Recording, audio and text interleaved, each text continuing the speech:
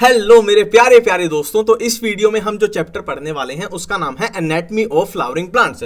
और हम सबको पता है कि हमारे सिलेबस में से जो सेकेंडरी ग्रोथ वाला टॉपिक है वो रिमूव हो चुका है, तो उसको हम यहां पर नहीं पढ़ेंगे। तो कोई टाइम वेस्ट नहीं करेंगे, सीधी बात, नो बकवास। आप अपनी प्रेजेंट लगा दो कमेंट सेक्शन में और स्टार्ट करते हैं। देखो, इस चैप्टर में मेनली अपने को प्लांट टिश्यू पढ़ना होता है। तो प्लांट टिश्यू जो होता है वो दो टाइप का हो सकता है, एक मेरिस्टेमेटिक टिश्यू, एक परमानेंट टिश्यू। इनके नाम से ही पता लग रहा है, मेरिस्टेमेटिक मतलब उसकी सेल जो है वो डिवाइड कर सकती हैं, अभी अनडिफरेंशिएटेड सेल हैं। और परमानेंट सेल मतलब परमानेंट हो गई है, डिफरेंशिएट हो गई है, अब वो डिवाइड नहीं कर सकती, वो पर्टिकुलर फंक्शन के लिए डिफरेंशिएट हो चुकी हैं।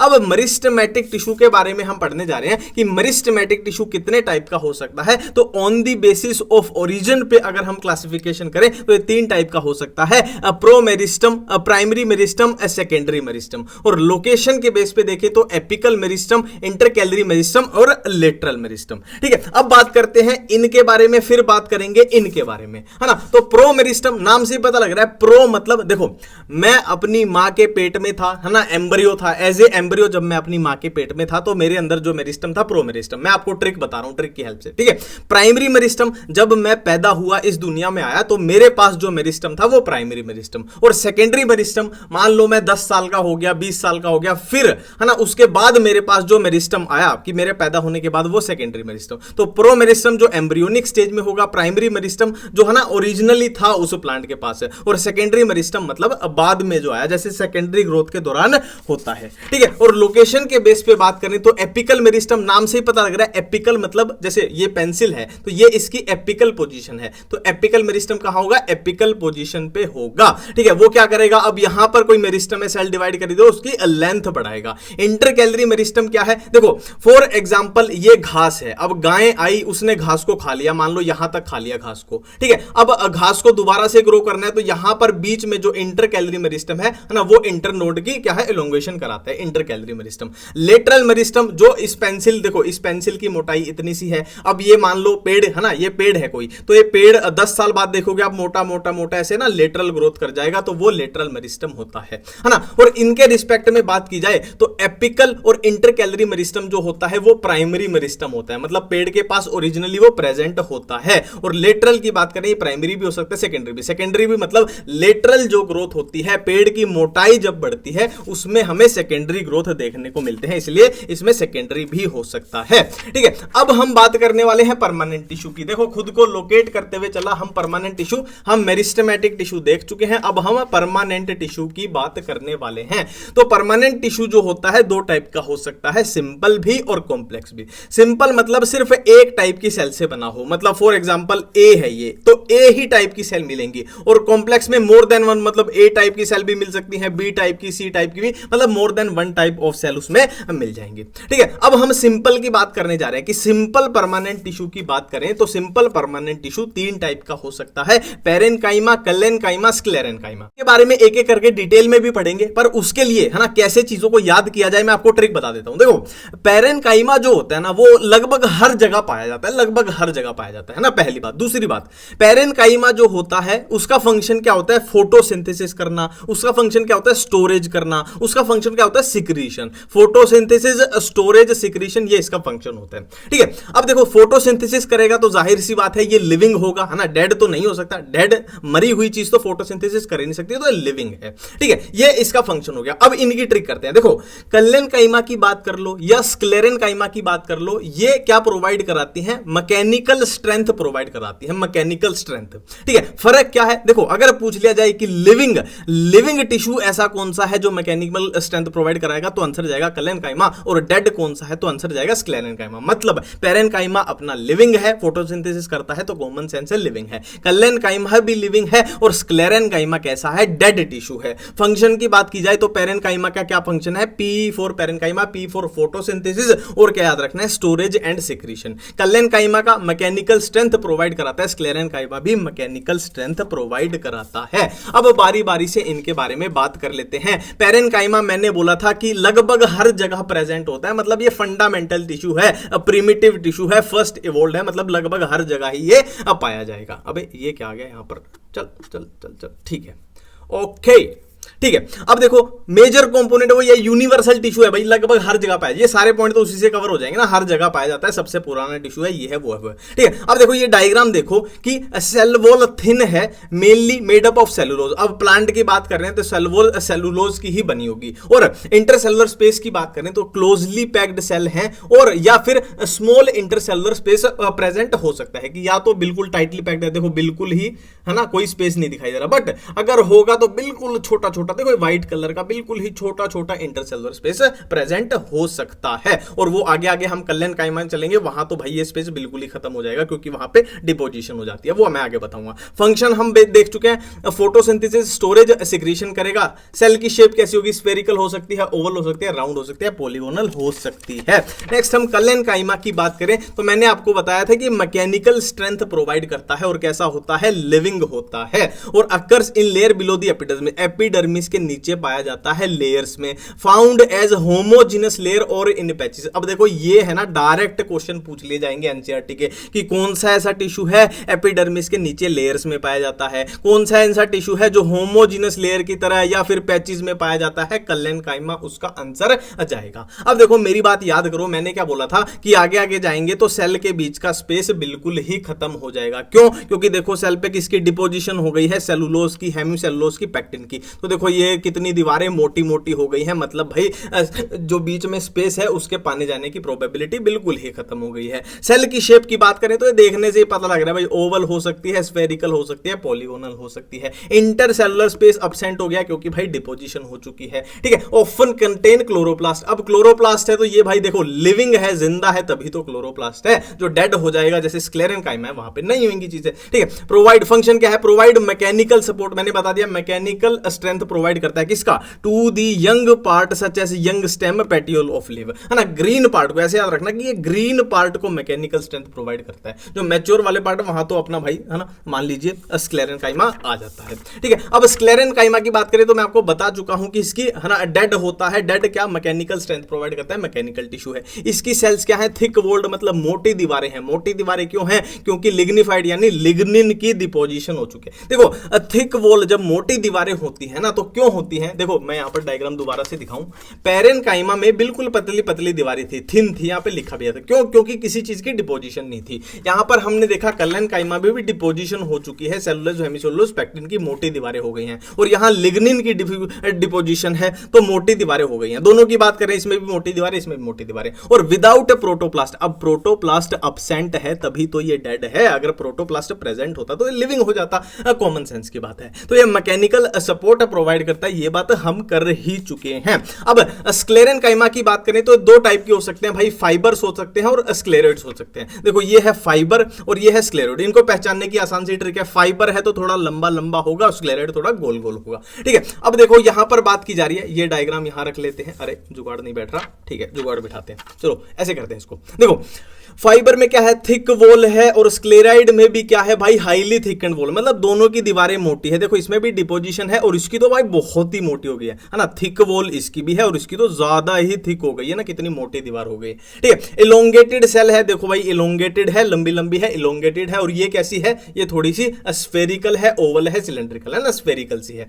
पॉइंटेड सेल है, देखो जाहिर सी बात है पॉइंटेड एंड इसके होंगे, अगर कोई चीज ऐसे इलोंगेटेड है तो उसके एंड जो होंगे पॉइंटेड नुकीले होंगे, कोई चीज गोल है तो उसके जो एंड है वो पॉइंटेड नुकीले हो ही नहीं सकते, है ना, तो इसके अपॉइंटेड एंड है, ठीक है। और क्या है यहां पर बात की जाए तो ये वेरी नैरो ल्यूमन है। ल्यूमन की बात करें जाए तो इसमें देखो ल्यूमन है, पर इसमें तो बिल्कुल ही छोटा ल्यूमन हो गया। क्यों ल्यूमन, है ना, बीच के छेद की बात करें तो ल्यूमन क्यों कम हो गया है, क्योंकि इसकी दीवारें ज्यादा मोटी हैं, जिसकी दीवारें ज्यादा मोटी होंगी उसका ल्यूमन उतना ही कम हो जाएगा। अब ये यहां पर एक सुपर हिट क्वेश्चन बनता है कि कहां पे पाई जाती है स्क्लेराइड, कहां पे, fruit walls of nut, seed coat of legumes, tea leaves, fruit pulp of guava, pear, sapota, है ना। सपोटा क्या होता है, चीकू, है ना, चीकू ही होता है ना। पियर क्या होता है, नाशपाती, गवावा अमरूद। मतलब कहने की बात यह है जिस भी फ्रूट में, जिस भी चीज को खाने की चीज में थोड़ा वो है ना किरकिरापन, किरकिरापन समझते हो आप, शायद नॉर्थ इंडिया वाले समझ में होंगे, है ना, रड़क, जैसे चीकू खाते हैं तो उसमें भी दाने दाने से फील होते हैं, अमरूद में भी होते हैं, है ना, चाय की जो पत्तियां होती है उसमें भी होते हैं, तो वहीं पे क्या होगा, अपनी ये पाई जाएगी, ठीक है। अब देखो यहां पर ध्यान पे मैं एक बार लोकेट करवा देता हूं, कहां गया वो अपना नक्शा, ठीक है। नक्शा हम अरे भाई साहब, ठीक है, ये रहा परमानेंट टिश्यू हम पढ़ रहे थे। परमानेंट में सिंपल हमने पढ़ लिया, जिसमें हमने पेरेन्काइमा को देखा, कलेन्काइमा को देखा, स्क्लेरेन्काइमा को देखा। अब हम कॉम्प्लेक्स टिश्यू पढ़ने वाले हैं, और कॉम्प्लेक्स टिश्यू में अपने पास क्या आता है, जाइलम आता है एंड फ्लोएम आता है। तो जाइलम में क्या क्या होगा, tracheids, vessels, xylem fibre, xylem parenchyma, और इसमें फ्लोएम में sieve tube, companion cell, phloem fibre and phloem parenchyma. अब बात कर लेते हैं क्या डेड है क्या लिविंग है। देखो यहां पर मैं आपको एक ट्रिक बताने जा रहा हूं। देखो जाइलम का फंक्शन क्या है, पानी को, है ना, पानी की कंडक्शन करना, पानी को प्लांट में इधर से उधर लेके जाना। फ्लोएम का फंक्शन क्या है, फूड को इधर से उधर लेके जाना। ठीक है, यहां पर मैं जाइलम की ट्रिक बता रहा हूं आपको। अब किसी चीज को पानी लेके जाना है तो जाहिर सी बात है उसके बीच का स्पेस खाली होना चाहिए। फॉर एग्जांपल ये चीज है, अब देखो यहां से पानी ज्यादा जाएगा और इसके बीच में ये देखो सेल की चीजें हैं, ये सेल का कुछ है, ये सेल का कुछ है, ये सेल का कुछ है ना, यहां से पानी जा रहा है। अब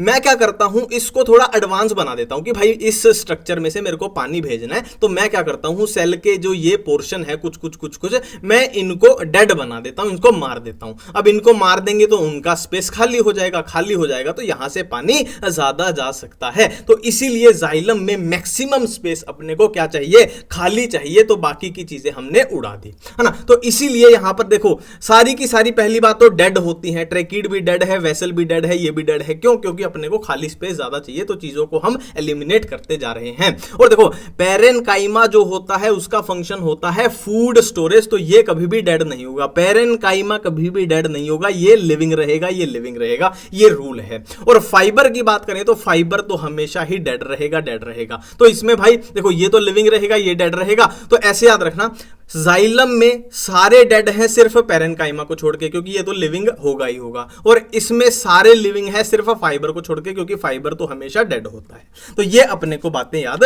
हो गई। ठीक है, अब हम जाइलम फ्लोएम की बारी बारी से बात करेंगे कि फंक्शन ऑफ जाइलम क्या होते हैं। पानी की कंडक्शन करता है, सपोर्ट प्रोवाइड करता है। पानी की कंडक्शन कौन करेगा, ट्रेकीड और वेसल हो गए। ट्रेकीड और वेसल क्या करेंगे, पानी की कंडक्शन करेंगे। सपोर्ट देखो फाइबर जो चीज है हमेशा ही सपोर्ट प्रोवाइड कराएगी, और मैं बार बार आपको बता रहा हूं पेरेन्काइमा का फंक्शन क्या होता है, फूड स्टोरेज। तो जाइलम पेरेन्काइमा की फंक्शन क्या होगा, फूड स्टोरेज। अब देखो ट्रेकीड एंड वेसल की बात करने वाले हैं, और दोनों का ही फंक्शन हम देख चुके हैं भाई। ट्रेकीड और वेसल का फंक्शन क्या है, पानी की कंडक्शन करना। अब देखो ट्रेकीड और वेसल कैसे, ऐसे समझो। ट्रेकीड भाई ये थी, पुराने जमाने में थी, ठीक है भाई, पानी भेज रहे थे, पानी भेज रहे थे, पर फिर बाद में क्या हुआ, धीरे धीरे वेसल बन गई। वेसल क्यों बन गई, क्योंकि भाई अपने को थोड़ा एडवांस सिस्टम चाहिए था कि भाई कम जगह है, कम पानी जा रहा है, तो थोड़ा इसको एडवांस कर देते हैं, यहां से ज्यादा पानी जाएगा। तो ये प्रिमिटिव कंडक्टिंग एलिमेंट है। प्रिमिटिव मतलब पुराने टाइप के थे, फिर उससे एडवांस वाले आगे जो वेसल है। ठीक है, तो इनका नैरो ल्यूमन था, थोड़ा सा नैरो ल्यूमन था, और इनका वाइड ल्यूमन, इनका चौड़ा हो गया है, ज्यादा से ज्यादा पानी भेजना है। दोनों की दीवारों पे लिग्निन, लिग्निन की क्या है, लिग्निन की क्या है, डिपोजिशन है। क्यों है, क्योंकि भाई अगर इस पाइप से पानी जा रहा है तो यहां से पानी लीक भी तो हो सकता है, तो पानी की लीकेज को बचाना है तो लिग्निन से उनको कवर कर देते हैं। प्रोटोप्लाज्म दोनों में एब्सेंट रहेगा। मैंने क्या कहा था कि अगर किसी चीज में से पानी भेजना है तो अपने को ज्यादा से ज्यादा जगह खाली चाहिए, तो हम उसकी चीजों को मार देंगे। प्रोटोप्लाज्म दोनों में एब्सेंट हो जाएगा। और क्यों, देखो क्यों एब्सेंट हो जाएगा, क्योंकि दोनों के दोनों डेड हैं, तो प्रोटोप्लाज्म तो प्रेजेंट हो ही नहीं सकता। पिट्स दोनों में प्रेजेंट होते हैं, परफोरेशन इसमें एब्सेंट है, इसमें प्रेजेंट है। अब पिट्स क्या होते हैं, परफोरेशन क्या होते हैं, ये मैं आपको समझाना चाहता हूं। देखो मान लीजिए ये एक दीवार है, ये एक दीवार है, और ये उस पे लिग्निन की कवरिंग है, लिग्निन की, ठीक है, ये लिग्निन की, ये लिग्निन की कवरिंग है। अब पिट क्या होता है कि ऐसा पोर्शन इस दीवार पर, ऐसा पोर्शन जहां पर लिग्निन जो है वो एब्सेंट है, कि बाकी जगह तो लिग्निन प्रेजेंट था, बट ये ऐसा पोर्शन है जहां लिग्निन एब्सेंट है, तो ये पिट्स होता है। और परफोरेशन क्या होता है, परफोरेशन तो छेद होता है पूरा। मान लो ये दीवार है और ये इस दीवार में डायरेक्ट छेद है, डायरेक्ट परफोरेशन है, डायरेक्ट छेद है, वो परफोरेशन होता है। ठीक है, पिट्स क्या है, ऐसा एरिया जहां पर लिग्निन एब्सेंट है, और परफोरेशन क्या है, दीवार में ही छेद है, ये है। ठीक है, तो पिट्स भाई दोनों में प्रेजेंट है, परफोरेशन इसमें एब्सेंट है, इसमें क्या है, प्रेजेंट है। इसमें परफोरेशन प्रेजेंट है, इसीलिए ज्यादा पानी, है ना, छेद से इधर से उधर ज्यादा पानी जा पाता है। और ये एनसीईआरटी का डायग्राम है अपना ट्रेकीड का, वेसल का। आप देख पा रहे हो वेसल में कितना ज्यादा स्पेस आ गया है, इसका ल्यूमन कितना वाइड हो गया है, क्यों, ज्यादा से ज्यादा पानी भेजना है। ठीक है, अब ट्रेकीड वेसल की बात कर ली। अब हम बात करते हैं जाइलम पेरेन्काइमा की एंड जाइलम फाइबर की। हम बात कर चुके हैं कि जहां वर्ड आ जाए पेरेन्काइमा, मतलब फंक्शन क्या होगा, फूड स्टोरेज। तो फूड स्टोरेज होगी किसकी, स्टार्च और फैट के रूप में। थिन वॉल होगी, ये तो हम बात भाई पेरेन्काइमा, जब हम पेरेन्काइमा टिश्यू पढ़ रहे थे वहां भी देखा था हमने कि इसकी थिन वॉल होती है क्योंकि डिपोजिशन नहीं होती है, सेल वॉल सेलुलोज की बनी होती है। और storage of substance like tannins. अब यहां पर मैं आपको कंफ्यूजन जहां आएगी ना वो आगे जाके बताऊंगा। यहां याद रखना जाइलम पेरेन्काइमा में टेनिन की क्या होती है, स्टोरेज होती है, और फ्लोएम पेरेन्काइमा में यहां पे कंफ्यूजन होगी, मैं आपको बताऊंगा, टेंशन मत लो इसकी, ठीक है।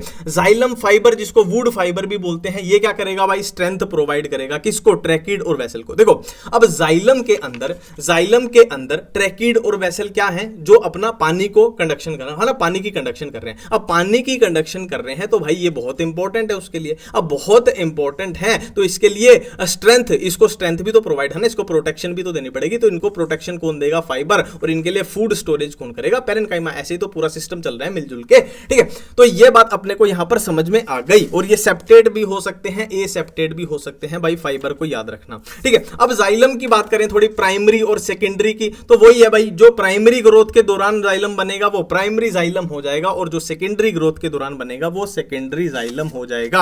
अब प्राइमरी जाइलम की बात करें तो इसमें भी दो टाइप से, प्रोटोजाइलम, मेटाजाइलम। प्रोटोजाइलम पहले जो बना, लेटर जो बना, बाद में जो बना वो हो जाएगा मेटाजाइलम, ठीक है। अब प्राइमरी जाइलम की थोड़ी अरेंजमेंट की बात करें तो ये कैसा हो सकता है, एंडार्क और एक्सार्क हो सकता है। एंडार्क में क्या होगा, प्रोटोजाइलम जो होगा टुवर्ड द सेंटर होगा और पेरिफेरी की तरफ मेटाजाइलम होगा, और एक्सार्क में ठीक इसका उल्टा कर दीजिए, ठीक है। अब जो एंडार्क वाली कंडीशन होती है वो मेनली स्टेम में पाई जाती है, एक्सार्क वाली रूट में पाई जाती है। तो इसकी मैं ट्रिक बता रहा हूं, देखो जड़ जो होती है, रूट्स जो होती है थोड़ी थोड़ी ऐसे होती है ना, थोड़ी थोड़ी ऐसे होती है ना, कहीं से रूट्स निकल रही हैं, थोड़ी थोड़ी ऐसे निकलती है ना, तो यहां पर बहुत सारे ऐसे एक्स बन रहे हैं, बहुत सारे रूट्स निकलती हैं तो बहुत सारे एक्स बन रहे हैं, एक्स बन रहे हैं, तो ये एक्स से याद आ जाएगा, एक्सार्क अपने को याद आ जाएगा। या फिर ऐसे भी याद रख सकते हैं कि जो एक्स होती है वो रूट्स यानी जड़े हिला के चली जाती है, ठीक है। मैं अपनी बात नहीं कर रहा, आपकी बात कर रहा हूं, ठीक है। नेक्स्ट हम बात करते हैं, हम किस में प्रवेश पा चुके हैं, फ्लोएम में प्रवेश पा चुके हैं, जिसमें sieve tube, companion cell, phloem fibre, phloem parenchyma. Scene वही चलेगा, फ्लोएम पेरेन्काइमा। पेरेन्काइमा क्या करेगी, फूड स्टोरेज, फाइबर क्या करेंगे, स्ट्रेंथ प्रोवाइड कराएंगे, और ये क्या करेंगे, फूड की कंडक्शन। जैसे यहां पर ये पानी की कंडक्शन कर रहे थे, ये किसकी, फूड की, खाने की कंडक्शन करेंगे। तो sieve tube element associated with companion cell. देखो कंपेनियन सेल और सीव ट्यूब आपस में मिलजुल के ही जुड़े हुए होते हैं, मिलजुल के काम करते हैं। End walls are perforated. Perforation क्या होती है मैंने आपको बता दिया था। साइटोप्लाज्म पेरिफेरल होता है, लार्ज वैक्यूल होता है, न्यूक्लियस इनमें एब्सेंट होता है। अब देखो अगर इनमें न्यूक्लियस एब्सेंट है तो इनका फंक्शन कौन कंट्रोल करेगा, जाहिर सी बात है कोई तो इनका फंक्शन कंट्रोल करेगा। तो सीव ट्यूब का जो फंक्शन होती है कंपेनियन सेल कंट्रोल करती है, इनके पास न्यूक्लियस होता है, इनके पास नहीं होता है। Gymnosperm contain sieve cell in place of sieve tube. Gymnosperm के अंदर सीव ट्यूब की जगह सीव सेल्स प्रेजेंट होती है, ये बात अपने को याद रखनी है। नेक्स्ट बात करते हैं कंपेनियन सेल की, तो वही बात आ गई भाई, इसके पास न्यूक्लियस होता है तो उसको भी कंट्रोल करती है। तो maintain the pressure gradient in sieve tube, sieve tube के अंदर प्रेशर ग्रेडियंट मेंटेन करती है। और जिम्नोस्पर्म के अंदर देखो यहां क्या था, जिम्नोस्पर्म के अंदर सीव ट्यूब की जगह सीव सेल थी, और यहां जिम्नोस्पर्म के अंदर कंपेनियन सेल की जगह एल्ब्यूमिनस सेल्स प्रेजेंट होती हैं। अब नेक्स्ट बात करते हैं phloem parenchyma and phloem fibre की। तो वही बात हो गई भाई, फूड स्टोरेज होगी, और स्टोरेज मैंने वहां पे बताया था जाइलम पेरेन्काइमा में मैंने क्या बताया था कि टैनिन की स्टोरेज होती है, और यहां पर क्या है, रेजिन, लेटेक्स, म्यूसिलेज। तो ये बात याद रखना, जाइलम पेरेन्काइमा नहीं पेरेन्काइमा, ठीक है भाई, माफ कर दीजिए, जीभ है फिसल गई, ठीक है। तो फ्लोएम पेरेन्काइमा में किसकी स्टोरेज हो रही है, रेजिन की, लेटेक्स की, म्यूसिलेज की, और जाइलम पेरेन्काइमा में किसकी, टैनिन की। ये बात मैं बार बार बोल रहा हूं, याद रखने, कंफ्यूजन होगी। फ्लोएम फाइबर जो होगी, जिसको बास्ट फाइबर भी बोलते हैं, तो इसमें स्क्लेरेनकाइमेटस सेल होते हैं। देखो फाइबर है तो स्क्लेरेनकाइमा होगा, क्योंकि फाइबर जो होते हैं वो डेड होते हैं, तो स्क्लेरेनकाइमा ही होगी वहां पे, ठीक है। Elongated unbranched having needle like apices, ये तो वही थ्योरी वाली बातें हो गई थोड़ी थोड़ी। Generally absent in primary phloem but are found in secondary phloem. देखो प्राइमरी फ्लोएम में ये एब्सेंट क्यों होते हैं, क्योंकि प्राइमरी फ्लोएम तो अभी नया नया बना है, कच्चा है, तो उसमें फाइबर कहां से आगे, है ना, वो वाली स्ट्रेंथ तो उनको चाहिए ही नहीं। पर प्लांट जब बड़ा हो जाता है, उसमें सेकेंडरी चीजें आती हैं, तब उसको क्या है, मैकेनिकल सपोर्ट चाहिए, तब उसमें ये बनने लग जाते हैं। अब हम टिश्यू सिस्टम की बात करते हैं। तो टिश्यू सिस्टम जो होता है तीन तरीके का epidermal tissue system, vascular tissue system, ground tissue system. तो एपिडर्मल बारी बारी से बात करेंगे, एक दो तीनों की बात करेंगे। सबसे पहले हम एपिडर्मल टिश्यू सिस्टम की बात करने वाले हैं। इसमें क्या क्या आएगा? अपनी एपिडर्मल सेल्स आएंगी, स्टोमेटा आएंगे एंड एपिडर्मल अपेंडेजेस आएंगे। अब बारी बारी से इनके बारे में बात करेंगे कि भाई एपिडर्मल सेल्स के बारे में बात करें तो एपिडर्मिस क्या होती है? आउटर मोस्ट लेयर होती है प्राइमरी प्लांट बॉडी की, प्लांट बॉडी की आउटर मोस्ट लेयर होती है। ठीक है, अब ये वही यार थ्योरी वाली बातें हैं। अब इसमें से ऐसा कुछ खास क्वेश्चन लायक बातें नहीं बन रही। एपिडर्मिस के बाहर क्यूटिकल होता है और वो सब बातें तो आगे डायग्राम में भी आई जाएंगी, है ना। वो क्वेश्चन लायक बात खास कुछ बन नहीं रही यहां से। नेक्स्ट स्टोमेटा की बात कर लें तो देखो ये दो टाइप के स्टोमेटा हैं, एक तो होंगे अपने बीन शेप और दूसरे होंगे डंबल शेप। बीन शेप वाले किस में पाए जाएंगे? डाइकोट प्लांट्स में, और डंबल शेप किस में? मोनोकोट प्लांट्स में पाए जाएंगे। और इनमें कौन सी? Subsidiary cell. ये वही से फिर वो बात है यार, डायग्राम देख लेना। ये भाई सब्सिडियरी सेल होगी, ये गार्ड सेल होगी, गार्ड सेल की ओपनिंग होती है तो है ना, ये स्टोमेटल पोर हो गया, वहां से पानी का आना जाना होगा, गैसेस का आना जाना होगा। ठीक है, अब हम बात कर लेते हैं किसकी? एपिडर्मल अपेंडेजेस की बात कर लेते हैं, जिसमें रूट हेयर्स आएंगे एंड स्टेम ट्राइकोम आएंगे। देखो ऐसे है, एक चीज रूट के ऊपर है, एक स्टेम के ऊपर है। रूट के ऊपर होगी उसको रूट हेयर्स बोल देंगे, स्टेम के ऊपर बोल देंगे उसको ट्राइकोम्स बोल दिया जाता है। तो रूट हेयर्स जो होते हैं यूनिसेलुलर होते हैं, स्टेम ट्राइकोम्स जो होते हैं वो मल्टी सेलुलर होते हैं। रूट हेयर क्या करते हैं? अब्सॉर्ब वाटर एंड मिनरल्स, है ना, ये तो हमने मोर्फो वाले चैप्टर में भी पढ़ा था। स्टेम ट्राइकोम क्या करेंगे? वाटर लॉस को बचाएंगे, ब्रांच या अनब्रांच हो सकते हैं। ठीक है, देखो अब यहां पर एक कॉमन सेंस की बातें हैं, मैं आपको यहीं पे बता दूं। जो रूट वाला सिस्टम होगा, क्या वहां पे क्यूटिकल प्रेजेंट होनी चाहिए? है ना, क्यूटिकल क्यों नहीं होनी चाहिए वहां पे? देखो एक सिंपल सी बात है, रूट तो जमीन के नीचे होती है, तो क्यूटिकल हम हाथों पे वैसलीन क्यों लगाते हैं? हम हाथों पे वैसलीन लगाते हैं ताकि हाथों से मॉइस्चर ना उड़े, है ना, हाथ हमारे सूखे ना।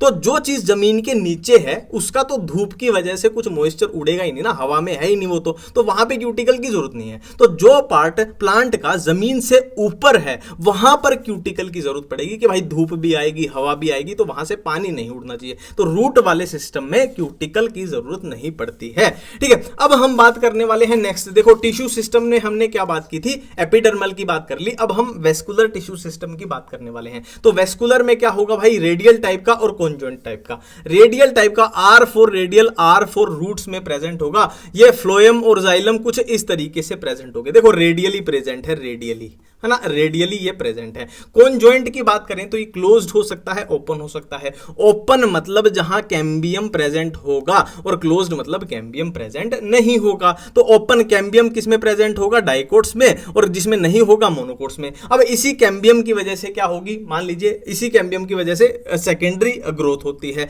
अब क्या हम यहां पर बोल सकते हैं कि सेकेंडरी ग्रोथ जो होती है वो किसमें? डाइकोट में पाई जाती है, क्योंकि वहां कैम्बियम है। मोनोकोट में है ही नहीं, तो वहां पर सेकेंडरी ग्रोथ नहीं पाई जाती है। ठीक है, अब नेक्स्ट हम बात करें ग्राउंड टिश्यू सिस्टम की। देखो वेस्कुलर भी हमने देख लिया और अब हम ग्राउंड टिश्यू सिस्टम देखना चाहते हैं कि all tissue except epidermis and vascular bundle. मतलब क्या है? अगर इसको छोड़ दें, इसको छोड़ दें, तो सारा जो टिश्यू प्लांट में बच गया वो किस में आ जाएगा? ग्राउंड टिश्यू सिस्टम में आ जाएगा, जिसमें सारी पेरेन्काइमा आ जाएगी, सारी कलेन्काइमा आ जाएगी, सारी स्क्लेरेन्काइमा आ जाएगी। In leaves ground tissue system consist of thin walled chloroplast containing cell called mesophyll cell. Mesophyll cell आगे लीव का जो डायग्राम आएगा उसमें भी आ जाएंगी। अब देखो मैं एब्सेंट की कंफ्यूजन बताने वाला हूं। देखो हम जनरली क्या करते हैं, जिम्नोस्पर्म और मोनोकोट के बीच में कंफ्यूज हो जाते हैं, बट ध्यान रखना। देखो प्लांट हमने क्या पढ़े थे प्लांट किंगडम में? एक एल्गी होता है, एक ब्रायोफाइट होता है, एक क्या है टेरिडोफाइट होता है, एक जिम्नोस्पर्म, एक एंजियोस्पर्म। अब एंजियोस्पर्म को हम फर्दर डिवाइड कर देते हैं किसमें? मोनोकोट में, डाइकोट में। तो जिम्नोस्पर्म कंप्लीटली एक अलग तरीके के प्लांट है और एंजियोस्पर्म के पार्ट है मोनोकोट, डाइकोट। तो दोनों को आपस में कंफ्यूजन मत करना। ठीक है, तो सेकेंडरी ग्रोथ का क्वेश्चन आ जाए, जैसे सेकेंडरी ग्रोथ किसमें एब्सेंट होती है, तो एग्जाम में कंफ्यूज हो जाओगे आप। जिम्नोस्पर्म भी उसका आंसर लगा सकते हो, तो उसका आंसर है मोनोकोट। जिम्नोस्पर्म में सेकेंडरी ग्रोथ होती है, तो जिम्नोस्पर्म में क्या क्या एब्सेंट होता है? Xylem fibre, xylem vessel, companion cell और सीव ट्यूब जिम्नोस्पर्म में एब्सेंट होते हैं। सीव ट्यूब की जगह सीव सेल होती है, कंपेनियन सेल की जगह अल्ब्यूमिनस सेल होती है। और मोनोकोट में क्या क्या एब्सेंट होता है, phloem fibre, phloem parenchyma, vascular cambium, secondary growth. और कैम्बियम नहीं है तभी तो सेकेंडरी ग्रोथ नहीं है, ये बात तो हम कर चुके हैं। ठीक है, अब हम बारी बारी से बात करने वाले हैं डाइकोट स्टेम की। देखो जहां पर मैंने ये पिंक वाले टिक लगाए हुए ना, पिंक वाले टिक, यहां से क्वेश्चन बनने की प्रोबेबिलिटी ज्यादा है। एपिडर्मिस की बात करें तो आउटर मोस्ट होती है एपिडर्मिस, सबसे बाहर होती है, सिंगल लेड है, स्टोमेटा प्रेजेंट होंगे, क्यूटिकल प्रेजेंट होगा। देखो स्टेम है तो क्यूटिकल की जरूरत है क्योंकि जमीन से ऊपर है, पानी उड़ने का खतरा है, और ट्राइकोम्स जो है वो प्रेजेंट होंगे, है ना। कोर्टेक्स की बात करें तो 3 पार्ट में डिवाइडेड है। देखो इसका डायग्राम भी मैं आपको दिखा देता हूं, ये इसका डायग्राम है भाई, ये इसका डायग्राम है जो आप कभी भी एनसीईआरटी में देखना चाहते हो तो देख सकते हो। ठीक है, तो 3 पार्ट में कोर्टेक्स डिवाइडेड है, hypodermis, general cortex, endodermis. Question कहां से बनेगा, एंडोडर्मिस से, क्योंकि इसमें स्टार्च की स्टोरेज होती है तो इसको स्टार्च शीथ भी बोल दिया जाता है। पेरिसाइकिल का बहुत प्यारा क्वेश्चन बनता है कि ये in the form of semi lunar patches, semi lunar patches of sclerenchyma pericycle, ये बातें याद रखनी है। वेस्कुलर बंडल कैसे होंगे डाइकोट, देखो स्टेम की बात करें तो वहां कॉन्जॉइंट होते हैं, ओपन होते हैं और एंडार्क कंडीशन होती है। देखो मैंने बोला था एक्स बना के कि रूट्स में कौन सी होती है एक्सार्क, तो स्टेम में कैसी होगी एंडार्क। ओपन क्यों होंगे, डाइकोट की बात कर रहे हैं मतलब कैम्बियम प्रेजेंट होगा, मोनोकोट में ये क्लोज हो जाएंगे, और कॉन्जॉइंट होते हैं। कॉन्जॉइंट क्यों होते हैं, मैंने बोला था R for radial, R for roots, तो रेडियल किसमें होंगे, रूट्स में, तो कॉन्जॉइंट होंगे किसमें, अपनी स्टेम में। मेड्यूलरी रे की बात होगी पित्त की, ये तो भाई पढ़ते ना, थ्योरी वाली बातें हैं सारी, इसमें कुछ खास क्वेश्चन बनने लायक इतनी खास बात है नहीं, ये इसका डायग्राम हो जाएगा। अब मोनोकोट में देखते हैं, मोनोकोट स्टेम में कहां कहां क्वेश्चन बन सकता है और कंपैरिजन में कहां कहां चीजें आ गई हैं। देखो एपिडर्मिस आउटर मोस्ट है, सिंगल सेल्ड है, क्यूटिकल प्रेजेंट है, बट ट्राइकोम्स अब्सेंट है। अब यहां क्वेश्चन बन जाता है कि डाइकोट स्टेम की बात करें तो ट्राइकोम्स जो होते हैं प्रेजेंट होते हैं, मोनोकोट स्टेम की बात करें तो ट्राइकोम्स जो होते हैं वो अब्सेंट होते हैं। ठीक है, यहां पर डायग्राम में भी मैं आपको दिखा दूं, देखो यहां पर देखो ये देखो ट्राइकोम्स इसमें प्रेजेंट है, आपको दिखाई दे रहे हैं, और यहां पर मोनोकोट्स की बात करें तो इसमें देखो कहीं भी आपको, है ना, ये ट्राइकोम्स दिखाई नहीं दे रहे हैं। ठीक है, अब यहां पर और क्या क्या बातें आएंगी, hypodermis made up of sclerenchyma, mechanical strength provide करती है। देखो स्क्लेरेनकाइमा आ गया तो मैकेनिकल स्ट्रेंथ ही प्रोवाइड करेगी, उसमें कुछ सोचने वाली बात है भी नहीं। और यहां पर एक बढ़िया क्वेश्चन बन जाता है कि देखो जैसे इसका टिश्यू था किस किस में डिवाइडेड था, जनरल कोर्टेक्स, है ना, हाइपोडर्मिस, एंडोडर्मिस, और इस सब में पेरिसाइकल पिथ, इस सब में। बट यहां पर मोनोकोट की बात करें तो इसका tissue general cortex, endodermis, pericycle pith, medullary, इनमें डिवाइडेड नहीं होता है। और वेस्कुलर बंडल की बात करें तो वो तो बात हम कर ही चुके हैं कैसा होगा। ठीक है, लार्ज इन नंबर स्कैटर्ड, ये यहां पर बात कर रहे हैं, देखो ये तो हम कर ही चुके थे ना, कॉन्जॉइंट होगा, क्लोज्ड होगा। क्लोज्ड क्यों, कैम्बियम अब्सेंट होगा। कॉन्जॉइंट क्यों, क्योंकि रेडियल तो किसमें, रूट्स में होता है, तो इसमें तो स्टेम में तो कॉन्जॉइंट ही पाया जाएगा। ठीक है, यहां पर ये लार्ज इन नंबर और स्कैटर्ड होता है, ये इस डायग्राम से हिसाब लगाओ कि लार्ज इन नंबर देखो कितने सारे प्रेजेंट है, और स्कैटर्ड मतलब बिखरे पड़े हैं, और जबकि डाइकोट स्टेम की बात कर रहे थे इनमें बिखरे नहीं पड़े थे, देखो कितने सलीके से अरेंज्ड है। ठीक है, तो यहां पर ये बात हो गई अपनी मोनोकोट स्टेम की और डाइकोट स्टेम की। अब हम बात करते हैं रूट्स की बात करते हैं, तो जहां पर पिंक टिक लगाए हुए हैं वो क्वेश्चन पूछे जाने की हाई प्रोबेबिलिटी है। ठीक है, तो एपिडर्मिस सिंगल लेड होगी, क्यूटिकल अब्सेंट होगा। मैंने आपको रीजन भी बताया था कि रूट्स में क्यूटिकल की जरूरत ही नहीं है क्योंकि वो तो ऑलरेडी जमीन के नीचे है। स्टोमेटा भी अब्सेंट हो गए। स्टोमेटा क्यों अब्सेंट है यार, जमीन के नीचे आप स्टोमेटा खोल के क्या करोगे, ना तो आप, है ना, पानी का एक्सचेंज कर सकते, वहां पानी उड़ सकता, ना वहां से गैसेस का एक्सचेंज हो सकता है, स्टोमेटा काम ही नहीं है। रूट हेयर्स तो प्रेजेंट होते ही हैं। हाइपोडर्मिस यहां पर अब्सेंट होता है, ये सुपरहिट क्वेश्चन बन गया। कोर्टेक्स का पेरेनकाइमेटस सेल। एंडोडर्मिस में क्या होंगी, कास्पेरियन स्ट्रिप प्रेजेंट होती। कास्पेरियन स्ट्रिप क्या करती है, देखो पानी की कमी हुई, है ना, मान लीजिए ये है, ये कोई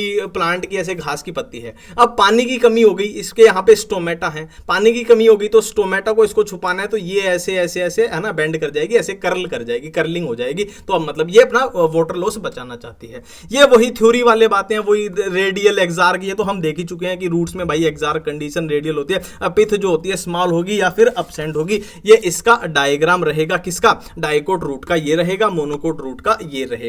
अब यहां पर फर्क क्या दिखेगा मोनोकोट रूट में, कि बहुत सारी चीजों में ये किसके, डाइकोट रूट के ही सिमिलर होती है, बट कहां पर डिफरेंस आएगा, पिथ जो होगी इसकी लार्ज होगी, वेल डेवलप्ड। डाइकोट की बात करें तो स्मॉल थी या फिर अब्सेंट थी, यह लार्ज है, वेल डेवलप्ड है। ठीक है, और क्या है, जाइलम बंडल मोर देन 6 आ गए हैं, जिसको पोलियार्क कंडीशन बोल दिया जाता है। देखो कैसे 1 2 3 4 है ना, कितने सारे आ गए हैं यहां पर। अब अपना लास्ट में टॉपिक कौन सा बचता है, लीव्स का। लीव्स का अपना टॉपिक बचता है, तो 2 टाइप की लीव्स होती हैं अपने पास यहां पर, एक डोर्सी वेंट्रल या डाइकोट, एक आइसो बाइलेटरल या monocot. D D for dorsi ventral, D for dicot, और ये ऑटोमेटिकली हो जाएगी मोनोकोट। अब इनमें क्या क्या होता है हम इनके डायग्राम से हिसाब लगाएंगे, इनके डायग्राम से हिसाब लगाएंगे हम। देखो ये मैंने दोनों के डायग्राम आपके सामने रख दिए हैं, अब हम पढ़ते हैं। देखो क्यूटिकल जो होगा मोर, ये D फॉर डाइकोट, और ये भाई मैंने क्या रख दिया यहाँ पे, हाँ उल्टा ही रख दिया, ठीक है एनसीईआरटी काट के लाया था तो उल्टा रख दिया, पिछले पेज की प्रिंटिंग आ गई ठीक है, ये मोनोकोट है, ये डाइकोट है। अब देखो cuticle more thicker on upper side, और इसमें इक्वल है, मतलब इसमें क्या होगा, क्यूटिकल देखो यहां पर अपर साइड पे क्यूटिकल की जो लेयर होगी वो मोटी होगी, लोअर साइड पे पतली होगी, यहां पे इक्वल होगा भाई, दोनों साइड ही इक्वल होगा, ये हर तरीके से इक्वल चल रहा है। स्टोमेटा की बात करें तो इक्वल होंगे, यहां पे भी देखो ये एक स्टोमेटा है, एक स्टोमेटा है। इसकी बात करें तो यहां पे नीचे की साइड स्टोमेटा दिखाया हुआ है, ऊपर की साइड नहीं दिखाया है, मतलब नीचे की साइड स्टोमेटा ज्यादा होंगे, क्यूटिकल ऊपर ज्यादा होगी, स्टोमेटा नीचे ज्यादा होंगे। इसमें दोनों चीजें बराबर, क्यूटिकल भी बराबर, स्टोमेटा भी बराबर। और क्या बात है कि इसमें जो सेल है, मीजोफिल जो सेल है वो दो टाइप से बट गई हैं, कौन सी, एक तो ये पहली साइड हो गई, ये वाली पहली साइड होगी, ये वाली दिख रही है, और क्या है जिनमें ये गैप सा आ गया है ना, उनको ऐसे याद रखना स्पंजी, स्पंज मतलब ऐसे स्पंज जैसे फूल गई है, मतलब गैप सा आ गया, तो ये स्पंजी और पहली साइड हो जाएंगी। इसमें सेल जो है वो डिवाइडेड नहीं है ना, सारी ही एक जैसी हैं। और इसमें अगर बात करें वेस्कुलर बंडल की तो कॉन्जॉइंट होगा, क्लोज्ड होगा, मतलब लगभग मोनोकोट जैसा ही है ना। इसमें सेकेंडरी ग्रोथ तो कुछ होगी नहीं, तो इसमें क्लोज्ड ही होता है, सराउंडेड बाय बंडल शीथ। और ग्रासिस की बात करें तो उसमें बुलिफॉर्म सेल या मोटर सेल पाई जाती हैं, ग्रासिस के अंदर पाई जाती हैं। ठीक है, तो सेकेंडरी ग्रोथ टॉपिक अपने को करना नहीं है, तो ये अपना चैप्टर कंप्लीट होता है। थैंक यू, धन्यवाद।